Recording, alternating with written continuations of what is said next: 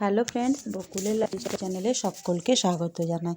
আজকে হচ্ছে বুধবার সকাল থেকে শুরু করছি আমার এই ব্লগটি। যদিও নিত্যদিনের কাজকর্ম আমি তেমন কিছু দেখাই না, কিন্তু হয়তো আপনাদের আমার ব্লগগুলি ভালো লেগে থাকবে। আমি চেষ্টা করি আমি নতুন কিছু দেখানোর, যেমন হয়তো রেসিপি শেয়ার করলাম, কোথাও বেরোলাম, এই ধরনের একটা আধটা ব্লগ। তো আজকে হচ্ছে বুধবার, প্রত্যেক দিনের মতো আজকেও সকাল সকাল ঠাকুরের কাছে পুজো টুজো করে যাব রান্নাঘরে, যেরকম আমাদের গৃহবধূদের কাজ।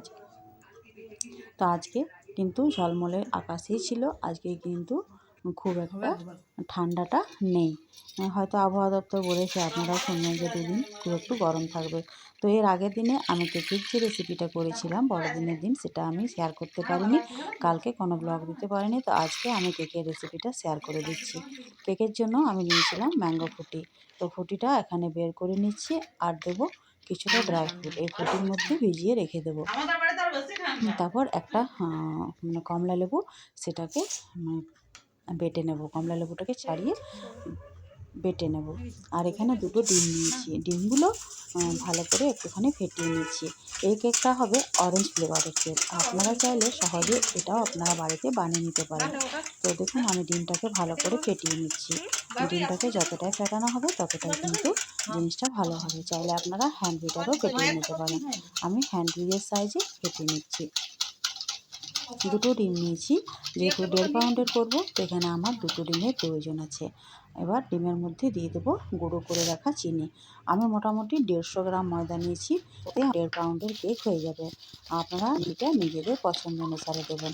1 বাটির মতো চিনি আগের থেকে রেখেছিলাম। এভাবে কিন্তু রেসিপিটা আপনারা করে দেখতে পারেন, ছোট সকলের কিন্তু ভালো লাগবে। আর ফ্লেভারটা হবে অরেঞ্জ ফ্লেভার, ম্যাঙ্গো পুরি করবেন, বেশ সুন্দর কিন্তু লাগে। আর তার সঙ্গে যেহেতু আমি একটা কমলা লেবু বেটে নিয়েছি, একদম পুরো কিন্তু অরেঞ্জ স্বাদটাই চলে আসবে। এবার 1 কাপ তেলও দিয়ে দিলাম। তেল, চিনি আর ডিম ভালো করে ফেটিয়ে নেব, তারপর ময়দাটাকে অ্যাড করব। এটা আমি যেহেতু আমার রান্নার চ্যানেল আছে, তো আমি রান্নার চ্যানেলেও এই ভিডিওটা দিয়ে থাকবো। আপনারা যদি আমার কোনো ফুল রেসিপি ভালোভাবে দেখতে চান, অবশ্যই আমার রান্নার চ্যানেলে গিয়ে দেখতে পারেন। আমার চ্যানেলের নাম হচ্ছে বকুলের রান্নাঘর। তো এখানে আমি দিয়ে দিলাম প্রায় 150 গ্রামের মতো ময়দা। ময়দাটা আগের থেকে আমি চেলে নিয়েছিলাম, ময়দার মধ্যে অনেক কিছু থাকতে পারে, পোকামাকড়, সেজন্য ময়দাটাকে চেলে নিয়েছিলাম।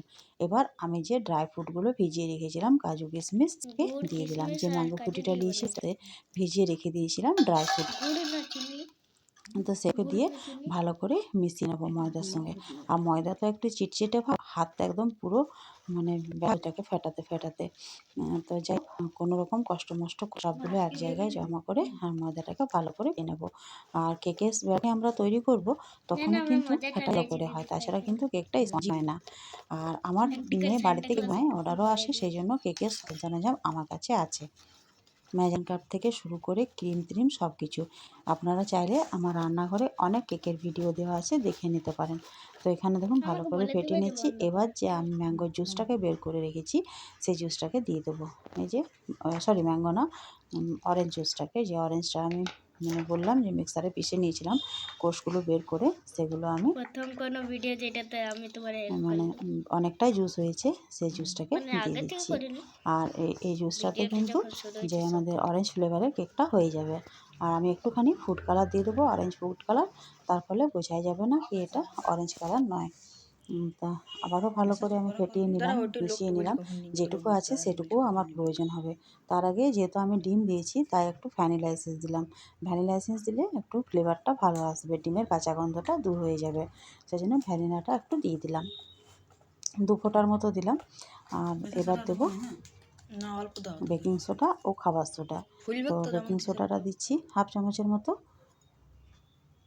বেকিং সোডা কিন্তু বাজারে কিনতে পাওয়া যায়, এই যে ছোটো প্যাকেটের মধ্যে। একটুখানি খাবার সোডাটাকে দিয়েও ভালো করে মিশিয়ে দেবো। আর এখানে দেবো একটুখানি অরেঞ্জ ফুড কালার, দাঁড়ান এটা বেরোচ্ছে না, এই যে। তারপর সেটাকে ফুটো করা হলো, তারপরে 1 ফোঁটার মতো দিয়ে দিলাম। আর এগুলো কিন্তু কোনো কেমিক্যাল নেই, এগুলো কিন্তু কেকের দোকান থেকেই সব কেনা এই ফুড কালারগুলো। তো সব রকম যেরকম কালারের কেক বানাবেন সব কালারই কিন্তু কিনতে পাওয়া যায়। তো আমি এখানে ফুড কালারটা দিয়ে ভালো করে মিশিয়ে দিচ্ছি, খুব বেশি প্রয়োজন হয় না, 1 ফোঁটাতেই কাজ হয়ে যায়। 1 ফোঁটা 2 ফোঁটা যেরকম আপনারা যে পাউন্ডের করবেন, তো আমি 1.5 পাউন্ডের করবো, সেই জন্য আমি 2 ফোঁটার মতো দিয়েছি। তো ভালো করে মিশিয়ে নিলাম। এখানে দেওয়ার মতো আর কিছু নেই, সব কিছু উপকরণ মোটামুটি অ্যাড করা হয়ে গেছে। ড্রাই ফ্রুটগুলোও দিয়ে দিয়েছি, টুটি ফ্রুটি থাকলেও ভালো লাগতো, কিন্তু টুটি ফ্রুটিটা এই মুহূর্তে আমার কাছে নেই, তার জন্য দেওয়া হলো না। আপনারা চাইলে টুটি ফ্রুটি যদি বাড়িতে থাকে তো দিয়ে দেবেন, কেননা বাচ্চাদের জিনিস তো, বাচ্চারা কেক খেতে ভীষণ ভালোবাসে। তারপর আমি একটা 1.5 পাউন্ডের এই যে কেকের বাটি রেডি করে রেখেছিলাম একটুখানি তেল মাখিয়ে, এবার ব্যাটারটাকে ঢেলে দিলাম। উপর থেকে একটু ঢেলে দিচ্ছি যাতে বাবল মানে ভেতরে হাওয়া ঢুকে না থাকে, সেই জন্য একটু টোকা দিয়ে দিচ্ছি চারিদিকে। এবার বসিয়ে দেবো একটা কড়াইয়ের মধ্যে। আগের থেকে কড়াইটাকে ফ্রি হিট করে রেখেছি। আমি কিন্তু বালি নুন কিছু ব্যবহার করব না, সরাসরি কিন্তু দিয়ে দেবো স্ট্যান্ড ছাড়াই দিয়ে দেবো কড়াইয়ের মধ্যে। এবার ঢাকা দিয়ে দেবো একটা, যাতে করে না গ্যাসটা বেরিয়ে যায়। একটা বড় ঢাকনা চাপা দিয়ে দেবো। ব্যাস, প্রায় 5 মিনিট হাই ফ্লেমে রান্না করার পর মোটামুটি 40 থেকে 45 মিনিট আমি এটাকে বেক হতে দেবো। তার ফাঁকে একবার ওপর থেকে আরও কয়েকটা কাজু কিশমিশ আমি ছড়িয়ে দিয়েছি। এবার দেখুন আমি দেখে নিচ্ছি, প্রায় কিছুটা আমার হয়েছে। উপরটা এখনও বেক হয়নি, যেহেতু 1.5 পাউন্ডের তো তাই একটু দেরি লাগবে। আর ঢাকাটা এর মধ্যে সটে গিয়েছিলো, তার জন্য উপরে যেটা ফেঁপে উঠেছিল একটুখানি বসে গেছে। তো কেকটা এবার নামিয়ে নেব আমি। প্রায় 40 থেকে 45 মিনিট রান্না করে নেওয়ার পর দেখতে পাচ্ছেন কত সুন্দর কেক আমার হয়েছে। এবার ঠান্ডা করে এটাকে ঢেলে নেব। তো ঠান্ডা করে একটা প্লেটে উল্টি করে ঢেলে নিচ্ছি। কোনো কিছু ছুরি কাঁচি কিছু দরকার নেই, নিজে নিজেই কিন্তু কেক বেরিয়ে আসবে। দেখুন সরাসরি বেরিয়ে এসছে, একটুখানি পুড়েও যায়নি আর কোনো ভেঙেও যায়নি, নিজের থেকেই কিন্তু উঠে চলে এসেছে। এই প্রসেসটা ফলো করে কেক বানাবেন, কেকের কিন্তু কোনো প্রবলেম হবে না। দেখতে পাচ্ছেন কতটা জালিদার হয়েছে আর কতটা কিন্তু সুন্দর হয়েছে।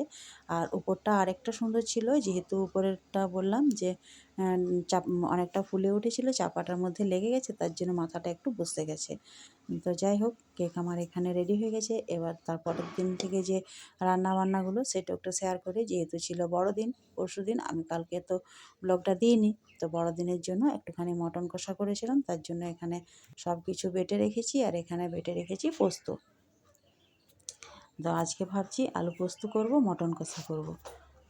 আর এদিকে দেখুন কেকটাকে আমি ঢেলে নেওয়ার পর একটা প্লেটে যখন নিয়ে নিয়েছি, তখন সবার মোটামুটি পছন্দ হয়েছে আর বেশ স্পঞ্জি হয়েছে। একটুখানি আমি হাত দিয়ে আপনাদেরকে চেপে দেখিয়ে দিচ্ছি যে কতটা স্পঞ্জি হয়েছে। দেখতে পাচ্ছেন কতটা স্পঞ্জি হয়েছে চারিদিক থেকে, আর একটুখানি কিন্তু ভেঙেও যাচ্ছে না। আর এটাকে আবার আমি কেটে দেখিয়ে দিচ্ছি, দেখুন একদম বাজারে কেনা কেকের থেকেও কিন্তু ভালো হয়েছে। আর এই কেকটা কিন্তু কোনো কিছু কেমিক্যাল দেওয়া নেই, পুরো হেলদি হবে। বাড়িতে বানানো জিনিস সব কিছুই আলাদা, টেস্টিও হয় প্লাস হেলদিও হয়। আর দেখুন কেকটা আমি কেটে নিলাম। তো যাই এবার রান্না বান্নাটা করি। এটা তারপরের দিন সকালে আমি কেকটা মানে করেছি। রাত্রে তো গরম কেক পরিবেশন করা যায় না বা কেউ খাবেও না, ঠান্ডা না হলে কেক না মানে কেকটা কাটলে ভেঙেও যায় আর ভালোও লাগে না। আমি ঢাকা দিয়ে রেখে দিয়েছিলাম আগের দিনে। এবার দেখুন আমি চাটনি বানিয়ে নিচ্ছি। আজকে যেহেতু বড়দিন ছিল, সেই জন্য বড়দিনের দিনে বুধবার আমি ব্লগটা শেয়ার করছি, কিন্তু আমি এটা বৃহস্পতিবার বানিয়েছিলাম। তো এখানে দেখুন আমি বৃহস্পতিবার ব্লগটা বানিয়েছিলাম আর রাত্রের আগের দিনের কেকটা ভিডিওটা করে রেখেছিলাম। তো এবার চাটনিটাকে আমি নামিয়ে নেব, তারপর বানাবো মটন কষা। আলু পোস্তটাও আগে করে নেব। সব কিছুই করতে হবে একটু একটু করে, কারণ কি মেয়ে দুটো তো আমার মটন খায় না, ওদের জন্য ডাল, পোস্ত আর চাটনি বানিয়ে দেবো। তারপর খাবার সময় আরও পাঁপড় হোক পকোড়া হোক কিছু ভেজে দেবো। এবার মটন কষা করব। তো এখানে মটনটাকে যে মশলাটা বেটে রেখেছিলাম, জিরে আদা লঙ্কা টমেটো রসুন পেঁয়াজ সব কিছু দিয়ে ম্যারিনেট করে রেখে দিয়েছি, নুন হলুদ সব কিছু দিয়ে ম্যারিনেট করে রেখে দিয়েছি। গোটা গরম মশলা ফোড়ন দিয়ে দিয়েছি, কড়াইয়ে সর্ষের তেল গরম করে তেজপাতা আর একটুখানি চিনি। এবার পেঁয়াজটা লাল করে ভাজার পর ম্যারিনেট করে রাখা মটনটাকে দিয়ে দেবো। ক্যামেরাটা ধোঁয়া হয়ে যাচ্ছে, আমার বাইরে দিকে জানলা আছে, জানলা থেকে অনেক বাতাস আসে, যখনই বাতাসটা আসে তখনই কিন্তু ক্যামেরাতে লেগে যায় বাষ্পটা, তার ফলে ক্যামেরাটা আমার কিন্তু বন্ধ মানে ধোঁয়াতে আটকে যায়। তো জানলার জন্য এটা হয়। আর জানলা যদি না রাখি তো পুরো রান্নাঘরটা কিন্তু ভরে যায় ধোঁয়াতে, মশলার ধোঁয়াতে। সেই জন্য জানলাটা খুলে কাজ করতে হয়। এবার ম্যারিনেট করে রাখা মটনটাকে দিয়ে দিলাম। আমি আলু সহ করব। আলু খেতে আমার ভীষণই ভালো লাগে যে কোনো জিনিসে। তার জন্য আমি কিন্তু আলুটা দিয়েই বেশি করে থাকি। যে কোনো মানে চিকেন করলেও কিন্তু আমি আমার জন্য স্পেশাল আলু দিই, বিরিয়ানি করলেও আমি আলু দিই। সব কিছুতে আমার আলুটা একটু ভালো লাগে খেতে। সেই জন্য আমি বেশ কয়েকটা আলু দিয়ে দিয়েছি। রাত্রে দিনে দুবেলায় খেয়ে নেবো। তো একটুখানি কষা কষা করব, দুজনের এই মটনটা যথেষ্ট। এবার গরম মশলার গুঁড়ো দিয়ে দিলাম, একটুখানি কাশ্মীরি মির্চ দিয়ে দিচ্ছি, কাশ্মীরি লঙ্কার গুঁড়ো, একটু কালারটা ভালো আসবে। প্রত্যেক দিন আমি কাশ্মীরি লঙ্কার গুঁড়োটা ইউজ করি না, যেদিনে একটু মটন চিকেন এ সকল হয় সেই জন্যে একটুখানি ব্যবহার করে থাকি। ভালো করে কষানো চলছে। একটুখানি মটন তো যে কোনো জিনিসে একটু কষালে ভালো লাগে, মটনটা আরও বেশি। যতক্ষণ অবধি ফ্লেভার বের না হবে ততক্ষণ অবধি কিন্তু কষাতে থাকবো। আবার গরম জল করে কিন্তু দিয়ে দেবো প্রেসারে, তবে সিটি হয়ে যাবে, তবে নামিয়ে নেব। তো মটন কষাটা আমার রেডি হয়ে যাবে। আশা করি আপনারাও আমার মটন কষার এই রেসিপিটা বুঝতে পারলেন কি কেমন হয়েছে। দুর্দান্ত হয়েছিল কিন্তু খেতে। আর বড়দিন উপলক্ষে একটু বানালাম। আমার মটনটা চিকেনটা খুব কমই হয়, যেহেতু মেয়ে দুটো খায় না, নিজেদের জন্য সবসময় সব জিনিসটা বানাতে ইচ্ছে করে না, তাই না? যে বাড়ির বাচ্চা কাচ্চা সবাই যদি খায় তো সাপোজ, তাহলে কিন্তু সব জিনিসটা বানাতে ইচ্ছে করে। তো ওরা খায় না, তো আমি সেই জন্য বললাম যে একটুখানি নিয়ে এসো, এটাতে আমাদের হয়ে যাবে। বাড়িতে আরও যে বাচ্চাগুলো আছে তাদেরকে একটুখানি দিয়ে দেবো, বাদ বাকি আমাদের দুজনের এটা আরামসে হয়ে যাবে। কষানো হয়ে গেছে, জল দিয়ে সেদ্ধ করে নেব, তারপর কড়াইয়ে আবার ঢেলে নেব। তো মটন কষা মোটামুটি আমার রেডি। তো দেখছেন আমার এখানে জানলা আছে, জানলাটাকে লাগিয়ে দিলাম। এতটা হাওয়া আসছিল যে মানে বন্ধ করে দেয় হাওয়াতে। যদিও আমি অনেকগুলো মানে কুট টাইপের আর্ট দিয়ে রেখেছি, বাচ্চাগুলো যেগুলো পরীক্ষা দিতে নিয়ে যেত, এখন তো ওরা আর এগুলো নিয়ে যায় না, সেগুলো কুটগুলো দিয়ে দিয়েছি চারদিকে, তবুও হাওয়াটা কিন্তু ঢুকে যায়। যাই হোক, এবার জল দিয়ে সেদ্ধ করে নিয়ে চলুন। এতে সেদ্ধ হয়ে গেছে, একটা প্লেটের মধ্যে আমি নিয়েছি। দেখুন মটন কষাটা বেশ কিন্তু দুর্দান্ত হয়েছিল খেতে। আর এর সঙ্গে রুটি, পরোটা, লুচি, গরম ভাত সবার সঙ্গেই কিন্তু ভালো লাগে। আমার সব কিছুর মধ্যে মটনটা একটু ফেভারিট। মাছের থেকেও আমার মটনটা বেশি ভালো লাগে।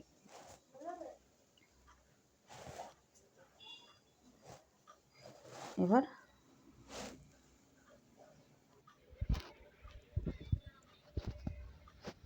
সকলকে খাবারটা দিয়ে দেবো।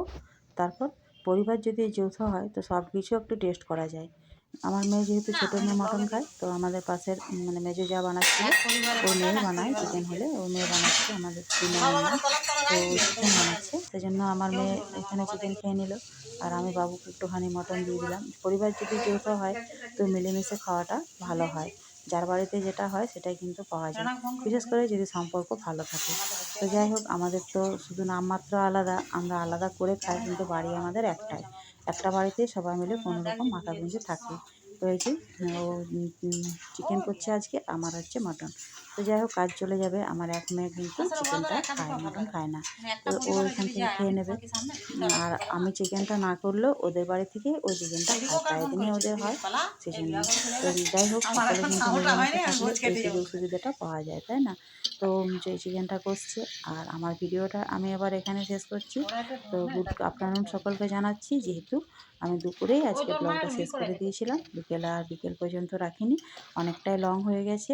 দুটো রেসিপি শেয়ার করে দিলাম, মটন প্লাস কেক। তো সেই জন্য ভিডিওটা অনেকটাই লং হয়ে গেল। তো যাই হোক, আপনারা একটু ধৈর্য ধরে দেখবেন, আর কেমন লাগলো অবশ্যই কিন্তু আমাকে জানাবেন।